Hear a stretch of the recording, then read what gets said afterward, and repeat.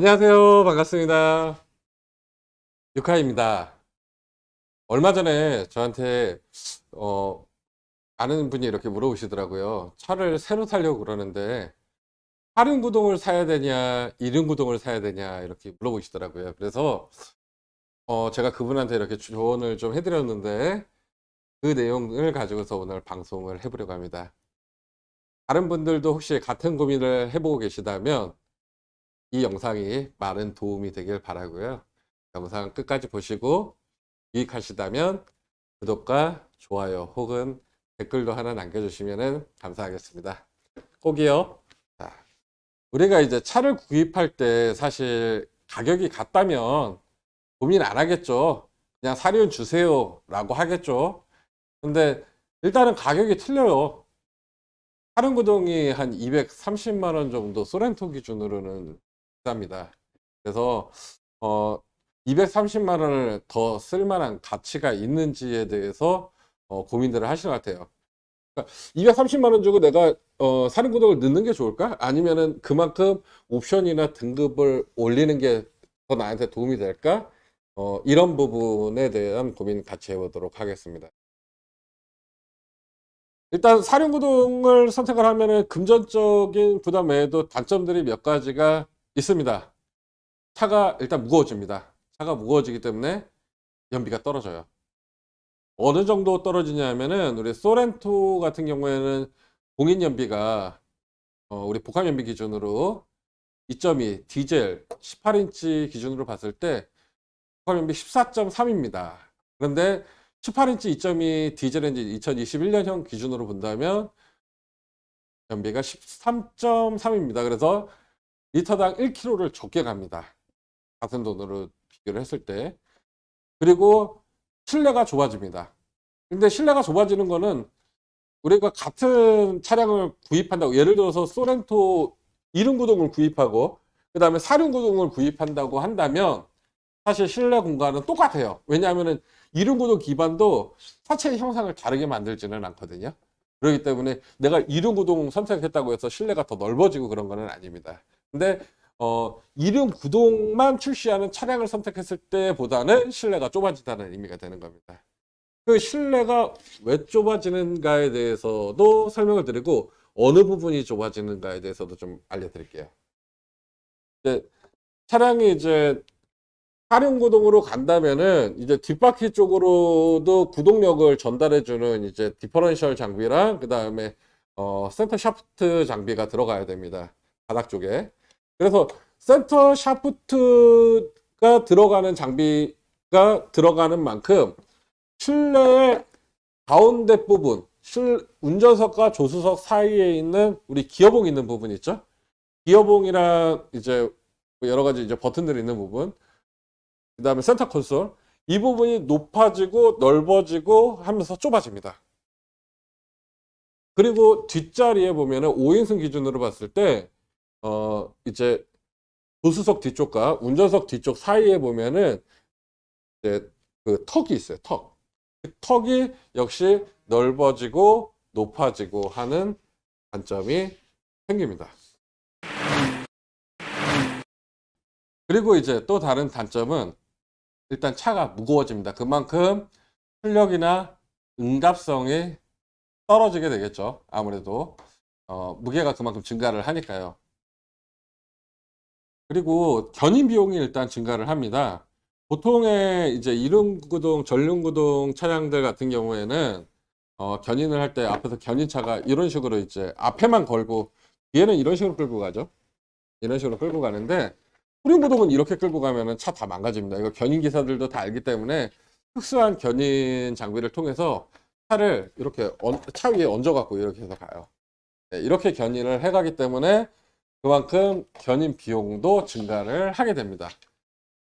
대신에 견인 비용에 대해서는 또 장점도 있는데요. 뭐냐면 내가 예를 들어서 불법 주차를 해놨어요.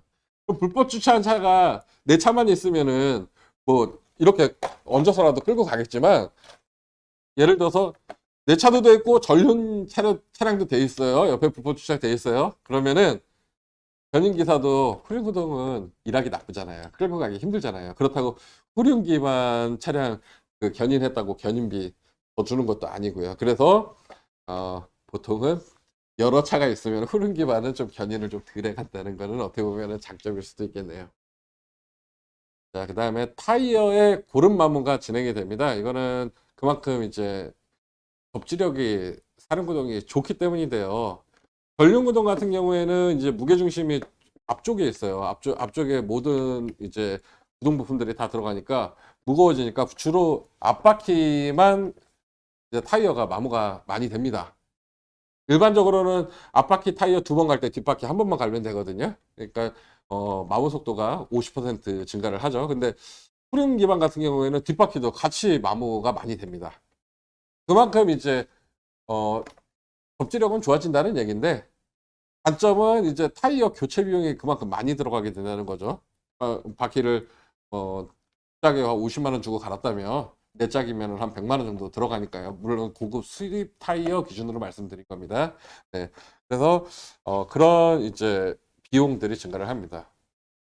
이게 이제 사륜구동이 가진 단점이에요. 가격 비싸고 연비 떨어지고 차 무겁고 실내 공간 좁아지고 견인 비용 증가되고 그리고 타이어 잘 마모되고.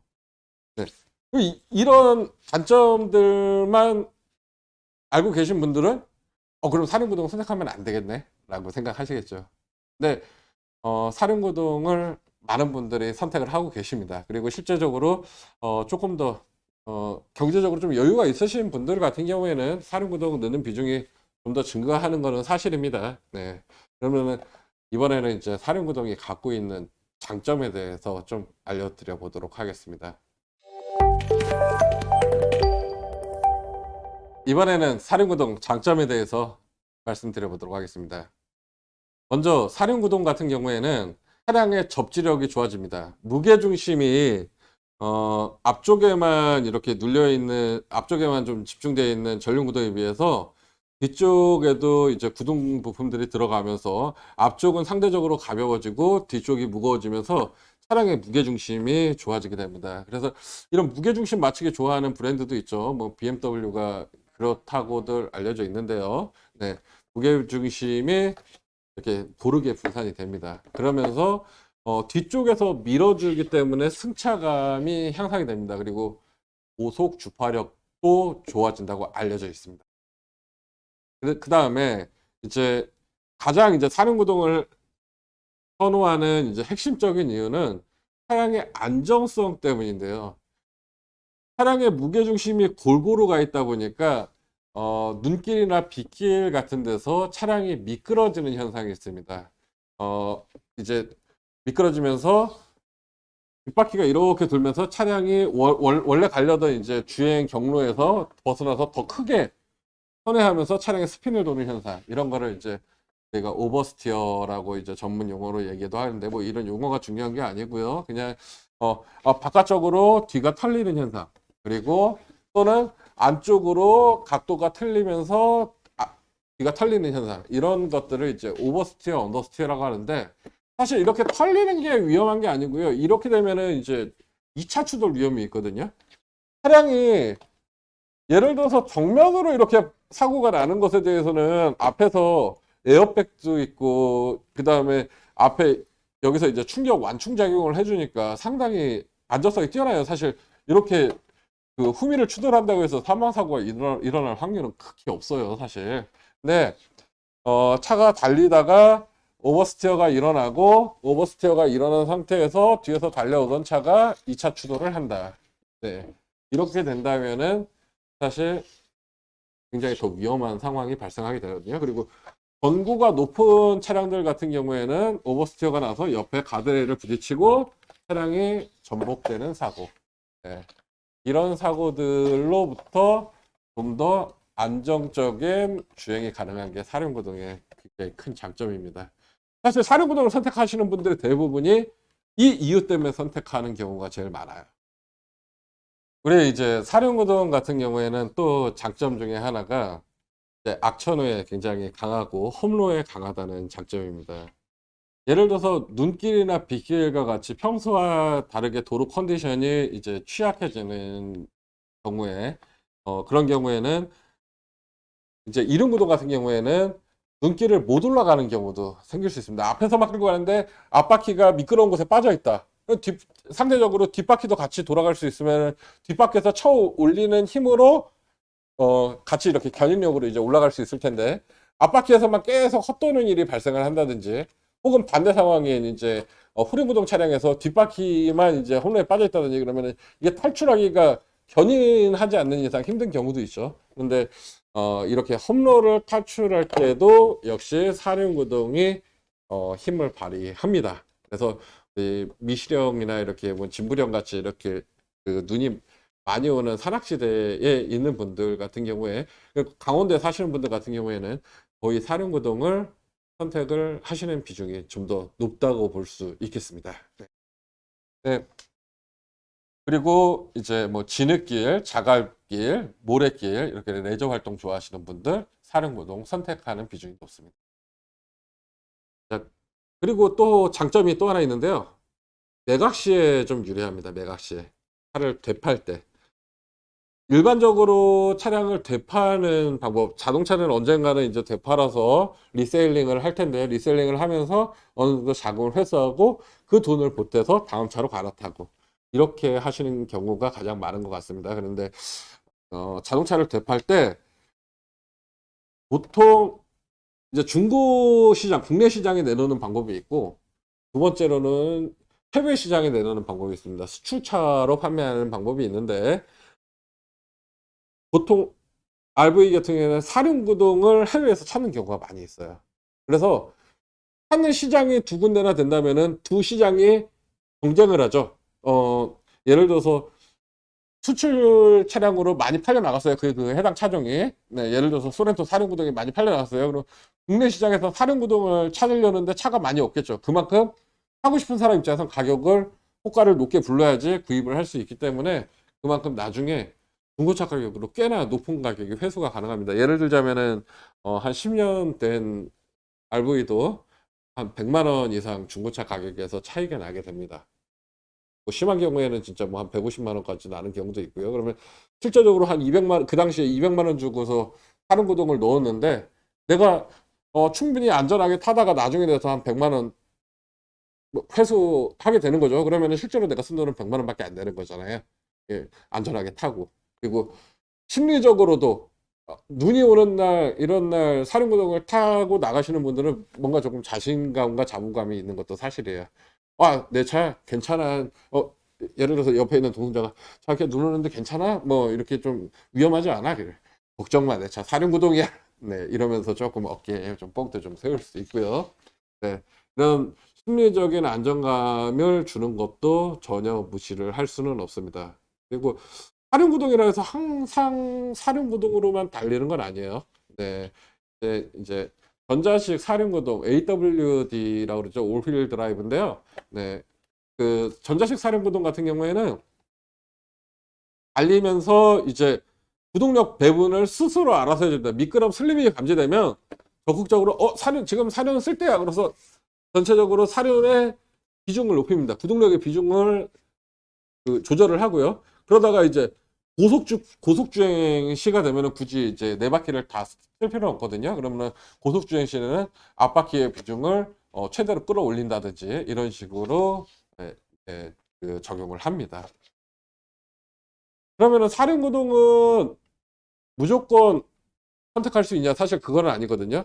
제조사가 사륜구동으로 출시한 차량에 대해서만 선택할 수가 있는데, 대부분 이제 소형차는 앞서 말한 단점들 때문에 가격이 올라가고 실내가 좁아지고 이런 것들 때문에 애초에 출시를 안 합니다. 그래서 우리 이제 경차라든지 소형차, 중형차급 승용에서는 선택을 할 수가 없고요. 아무래도 수요가 높은 RV급, RV급에서 지금 현재 제일 작은 거는 뭐 셀토스, 소렌토, 뭐 스포티지 이런 거에서는 좀 사륜을 선택할 수가 있고요. 승용에서 사륜을 선택하고 있다 그러면 어쩔 수 없이 고급으로 가는 수밖에 없습니다. 지금 기아에서는 K9 정도 이렇게 지금 내가 후륜 기반 사륜구동을 채택한 차량이 있고요. 이렇게 선택을 하실 수가 있습니다. 그렇다고 해서 사륜구동이 무조건 악천후에 대해서 만능이 되는 건 아닙니다. 예를 들어서 내가 눈길이 많이 오는 날에 사륜구동이라고 해서 나는 체인을 안 쳐도 된다든지 사실 이런 거는 아닙니다. 눈이 많이 오면 사륜구동도 어느 정도 한계가 있기 때문에 체인을 치는 것을 권장을 드리는데, 만약에 작은 뭐 폭설이 아니라 어느 정도 눈이 좀 적게 내렸다라고 한다면은 사륜구동은 체인을 안 쳐도 되겠죠.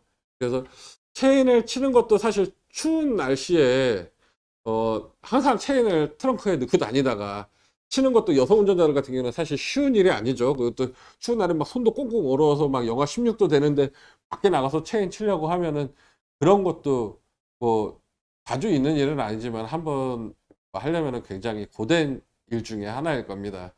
그리고 일전에 그랬던 경험도 있는 것 같아요.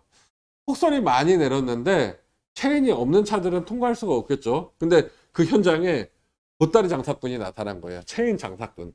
예. 그래서 체인을 파는데 부르는 게 값인 거예요. 부르는 게. 평소에 5만 원에 팔던 걸 20만 원씩 파는데 금방 동나더라고요. 그러니까 결국에 그런 비용들, 그리고 예를 들어서 내가 미끄러져서 아까 말씀드렸던 언더스티어, 오버스티어 나서 2차 추돌이 나서 내 과실률이 높아져서 내 차와 상대방 차를 손괴하거나 혹은 이제 타인에게 상해를 입혔을 때 이런 경우에 들어가는 이제 뭐 렌트비고 차 수리비고 그다음에 배상금이고 이런 것들도 결국에 다 개인적인 손실이잖아요. 그러니까 거기에 대한 보험 하나 든다라고 생각하시면은 사륜구동을 선택하는 데 조금 더 도움이 되지 않을까, 저는 그렇게 생각을 합니다. 근데 사륜구동을 선택하시는 못하는 차량도 있겠죠. 그러면은 이륜구동 사면은 그렇게 위험한 거예요? 이제 요카님 이렇게 위험한 거예요? 이렇게 물어보시는 분들도 있을 거예요. 제가 거기에 대해서 좀 안내를 해드릴게요. 접지력을 높이려면은 이제 전륜구동 같은 경우에는 이제 앞쪽에 이제 무게중심이 이제 많이 들어가잖아요. 그러니까 상대적으로 뒤쪽에는 이제 무게중심이 여기 뒤가 들릴 수밖에 없어요. 어느 정도. 트렁크를 아주 무겁게 해놓고 다니지 않는 한. 그러면은 접지력을 높일 수 있는 사륜을 선택하는 방법도 있지만 접지력이 높은 타이어를 쓰시면 돼요. 좀 더 고급 타이어를 쓰시거나 아니면은 겨울철에는 윈터 전용 타이어를 쓰시고. 근데 예전에는 이제 유럽 수입차들 이렇게 들어올 때는 더운 지방에서 들어오는 차들은 거의 이제 여름용 타이어가 장착이 돼서 오거든요. 근데 우리나라 같은 경우에는 여름철에 장마철도 이제 사실 접지력에 좀 취약하고, 겨울철에도 이제 눈이 오고, 그죠? 그리고 비는 뭐 한 3일에 한 번씩, 뭐 5일에 한 번씩 이렇게 오는 나라다 보니까, 이제 계절의 특성상, 그러다 보니까, 이제 미끄러움을 당해서 그로 인한 2차적 사고가 일어나는 경우가 있어요. 그래서 이거를 예방해 줄 수 있는 방법은, 그냥 이륜구동을 선택한다고 해서 그렇게 위험한 거 아닙니다. 사실 지금 도로에 나가면은 대부분의 차들, 80% 이상의 차들은 다 이륜구동 차량들이에요. 근데 이륜구동 차량이어도 겨울철에는 윈터 타이어를 장착해 주거나 아니면 접지력이 높은 타이어를 장착을 해주고, 만약 그게 좀 여의치 않다 그러면 굳이 그렇게 비싼 타이어를 구입하고 싶지 않다라고 한다면 적어도 타이어 마모에 대해서 좀 관리를 해주시면 좋을 것 같아요. 타이어 공기압을 너무 땡땡하게 넣고 다니면은 아무리 좋은 타이어고 비싼 타이어고 간에 이제 접지력이 굉장히 떨어지거든요. 그러니까 대신에 연비는 좋아져요. 타이어 공기를 많이 넣으면은. 근데 타이어를 적정 공기압 정도로, 제가 추천드리는 거는 한 36 psi 요 정도를 넣는 거를 저는 추천을 드리는데요. 또 여름철에는 조금 그거보다 좀 빼시는 거를 좀 추천드리고 35 정도로 좀 빼시는 걸 저는 개인적으로 좀 추천을 드리고 있고요. 그래서 좀 40이 넘지 않게 이렇게 다니시면은 아무래도 그런 이렇게 미끄러짐의 위험에 대해서도 좀 어느 정도 심리적인 안정감도 느낄 수 있을 것 같고요. 대신에 연비는 좀 떨어집니다. 네, 그 정도만 하셔도 될 것 같습니다. 네. 그리고 또 역시 마찬가지고 사륜구동 가지고 계신 분들, 사륜은 만능은 아닙니다. 어느 정도 보조적인 역할을 해주는 거고, 접지력이 낮아질 만한 요인들, 주로 이제 운전자들이 조심해야 될 거는 과속이겠죠. 네, 적정한 속도로 안전운행해서 다니시면은 사실 보다 편안하게, 승차감도 편안하고 또 안전하게 가족들을 좀 지켜줄 수 있지 않을까, 그런 생각을 해봅니다. 제가 영상에서 좀 자세하게 설명해 드린다고 설명을 해 드렸는데 또 너무 이렇게 복잡한 내용으로 가면은 시청자분들도 좀 재미없고 좀 지루해 할까 봐 그런 핵심적인 내용에 대해서만 좀 봤어요. 영상에서 남기지 못한 이제 궁금한 점이 있으시면은 이 아래 댓글에 남겨주시면은 제가 아는 한도까지는 알려드리고, 제가 혹시 모르는 내용이 있다면 공부해서라도 알려드리도록 하겠습니다. 오늘도 시청해 주셔서 감사드리고요. 더 좋은 영상으로 찾아뵙겠습니다. 여러분 안녕.